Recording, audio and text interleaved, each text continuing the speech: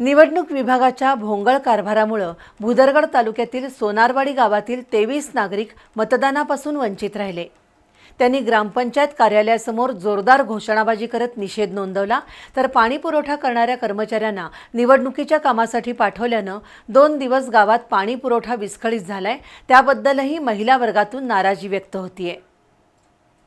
भुदरगड तालुक्यातील सोनारवाडी, पारधेवाडी, सोनाळी इथले काही मतदार मतदानाच्या हक्कापासून वंचित राहिले। सोनारवाडीमध्ये 1 वर्षांपूर्वी ग्रामपंचायत निवडणूक झाली। त्यानंतर झालेल्या लोकसभा निवडणुकीच्या मतदार यादीतून गावच्या पोलीस पाटलांसह 23 नागरिकांची नावे गायब आहेत। मतदानापासून वंचित राहिलेल्या या नागरिकांनी आज मतदान केंद्र बंद पाडण्याचा प्रयत्न केला, पण पोलिसांच्या हस्तक्षेपामुळे तणाव निवळला। दरम्यान या ग्रामस्थांनी ग्रामपंचायत कार्यालयासमोर जोरदार घोषणाबाजी करत प्रशासनाचा निषेध नोंदवला। मतदानापासून वंचित राहिलेल्या ग्रामस्थांनी संताप व्यक्त केला।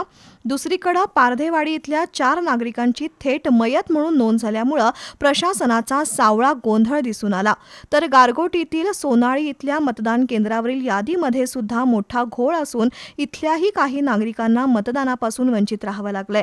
दुसरीकडे ग्रामपंचायतीच्या पाणी पुरवठा करणाऱ्या कर्मचाऱ्यांना निवडणुकीच्या ड्युटीवर पाठवल्यानं गेले 2 दिवस ग्रामीण भागातील पाणी पुरवठा विस्कळीत झालाय।